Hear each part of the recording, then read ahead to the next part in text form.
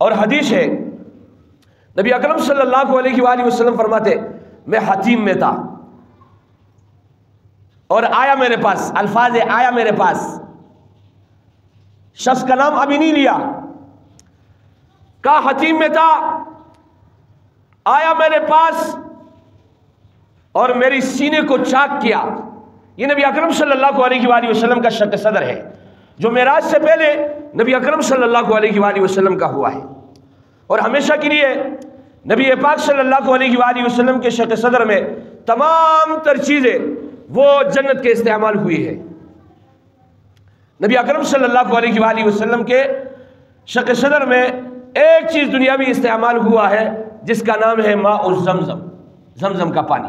اس لیے علماء نے لکھا ہے کہ زمزم کا پانی یہ ان پانیوں سے افضل ہے، اس لیے کہ نبی پاک صلی اللہ علیہ وسلم کی ہارٹ سرجری میں، نبی پاک صلی اللہ علیہ وسلم کے شق صدر میں جو چیزیں استعمال ہوئی ہے وہ سارے کے سارے اعلیٰ ہے، سارے کے سارے اعلیٰ ہے۔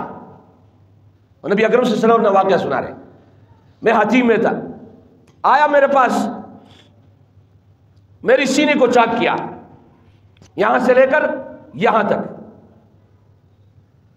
اور نبی اکرم صلی اللہ علیہ وآلہ وسلم کے دل کو نکالا گیا اور پھر زمزم کے پانی سے دھویا گیا، پھر اپنی جگہ رکھا۔ اس کے بعد نبی اکرم صلی اللہ علیہ وآلہ وسلم کو اپنے ساتھ لے گئے۔ دوسری روایت میں آتا ہے کہ ام ہانی کے گھر میں تھا، وہاں سے مسجد حرام لایا گیا اور پھر جو ہے شق صدر ہوا۔ شق صدر کے بعد جبرائیل امین جو ہے مجھے اپنے ساتھ لے گئے۔ اب نبی اکرم صلی اللہ علیہ وآلہ وسلم کے اس حدیث میں شق صدر کے بعد سواری کا لفظ ہے براق۔ اب یہ براق کیا چیز ہے؟ حدیث میں تشریح ہے اس کی کہ دون البغل فوق الحمار، خچر سے چھوٹا اور گدھے سے بڑا جانور تھا، اور جہاں میری نگاہ پڑتی وہاں تک جو ہے اس کا قدم پڑتا۔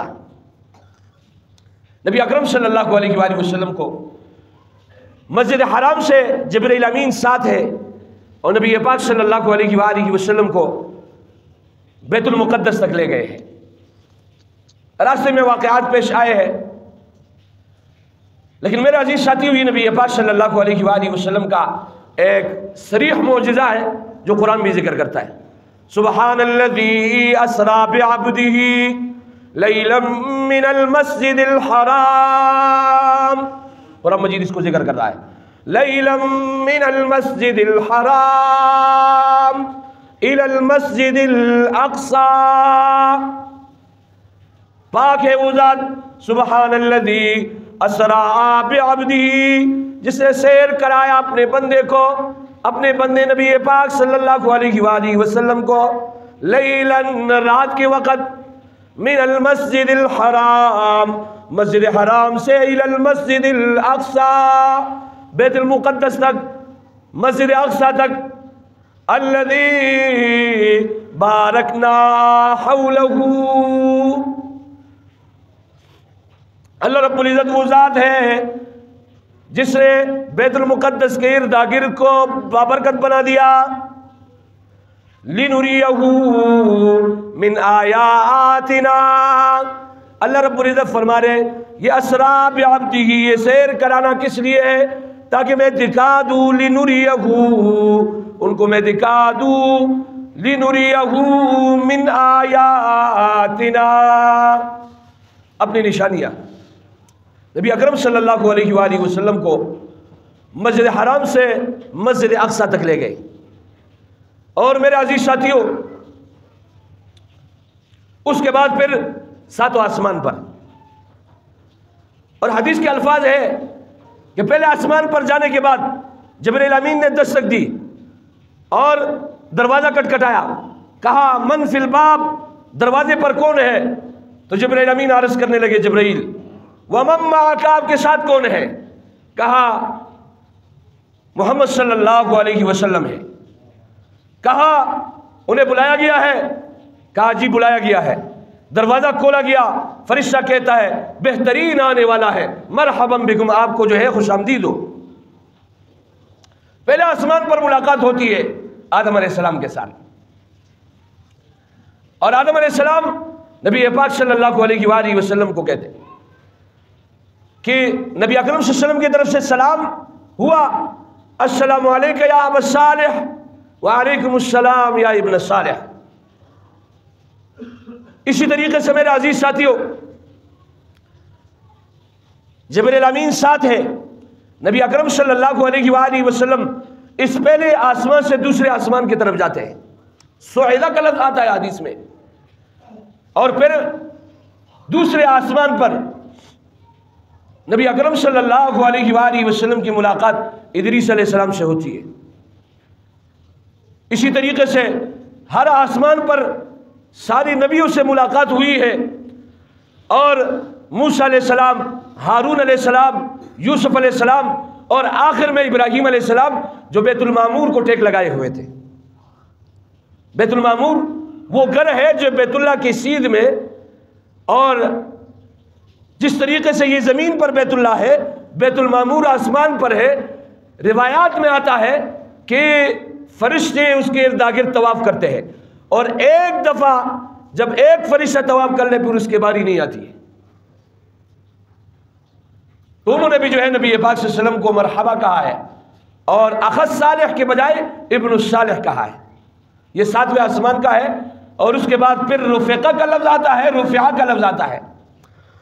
حدیث میں صعیدہ کا لفظ اس 7ویں آسمان تک آیا ہے، آگے پھر رفعہ کا لفظ آیا ہے، اور نبی اکرم صلی اللہ علیہ وآلہ وسلم سدرۃ المنتہا تک گئے ہیں۔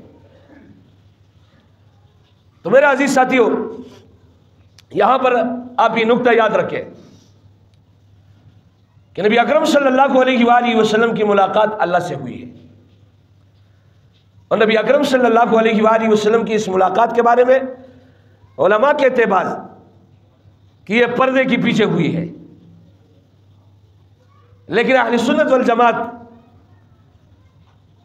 کا موقف یہ ہے کہ یہ شانہ بشانہ ہوئی ہے۔ مولانا امیر بجلیگر رحمۃ اللہ علیہ، اللہ ان کے قبر کو نور سے بر دے، وہ اپنا واقعہ سناتے ہیں۔ میں نے اس کے لیے جو ہے بہت کوشش کی کہ اس ملاقات کے بارے میں مجھے علم ہو۔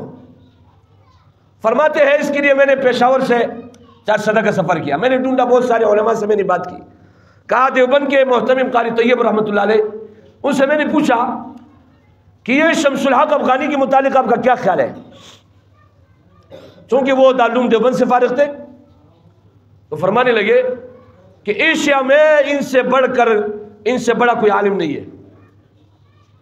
کہا میں پشاور سے 4 صدہ گیا تاکہ ان سے اس نقطے کے بارے میں معلوم کر سکوں، لیکن جیسے پہنچا وہ بیمار ہے۔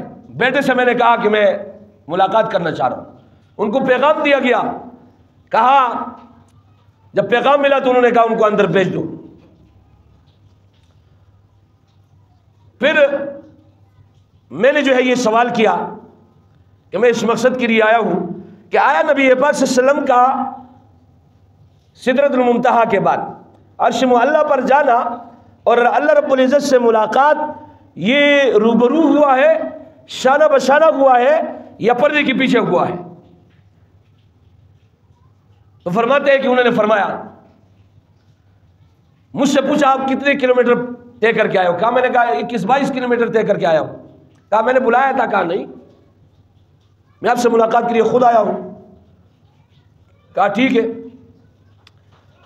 کہا مروت نے مجھے جو ہے اس بات پر آمادہ کیا، اگرچہ میں بیمار ہوں، لیکن میں نے کہا یہ شخص میری ملاقات کے لیے آیا ہے، بغیر ملاقات کا نہ جائے۔ میں نے آپ کو اندر بلا دیا اور آپ سے میری ملاقات بالمشافہ ہو رہی ہے، اگرچہ میں نے آپ کو بلایا بھی نہیں ہے، لیکن اللہ رب العزت نے نبی پاک صلی اللہ علیہ وسلم کو بلایا ہے، نبی اکرم صلی اللہ علیہ وسلم کو بلایا ہے۔ اور یہ کیسا ہوگا کہ بلانے کے بعد پھر پردوں کے پیچھے جو ہے ملاقات ہو؟ کہا یہ ایسا نہیں ہوا، بالکل آمنے سامنے ہوا ہے، بالمشافہ ہوا ہے، اور یہ شق صدر تو اس لیے ہوا تھا کہ اللہ رب العزت کی ملاقات کا وہ تاب رکھ سکے۔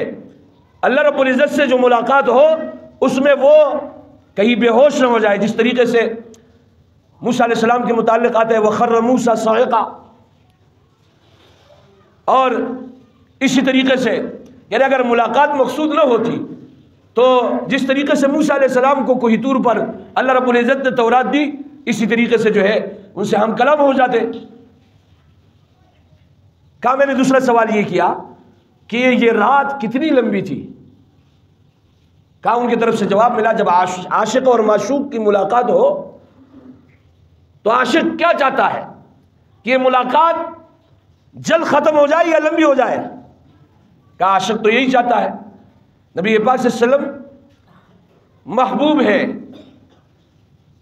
اللہ رب العزت کے ساتھ ملاقات ہو رہی ہے۔ کہا اللہ رب العزت نے نظام کو روکا، نظام کو روکنے کے بعد کہا یہ کروڑ سال پر محیط ایک رات تھی۔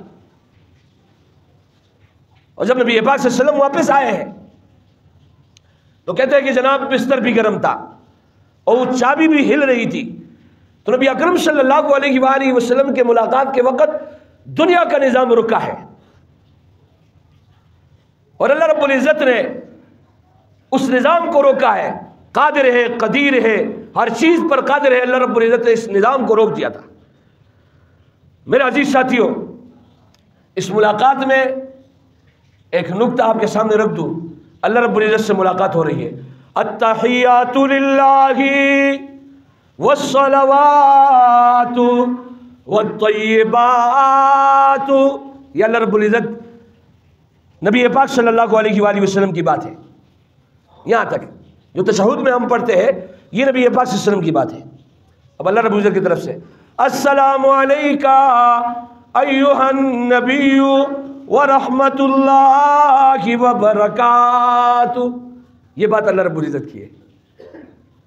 وہ باتیں، وہ چیزیں جو نبی پاک صلی اللہ علیہ وسلم کی ملاقات میں ہوئی ہے اس کو بھی اللہ رب العزت نے محفوظ کر کے مسلمانوں سے کہہ دیا کہ 5 وقتہ نماز میں اس ملاقات کو یاد رکھو۔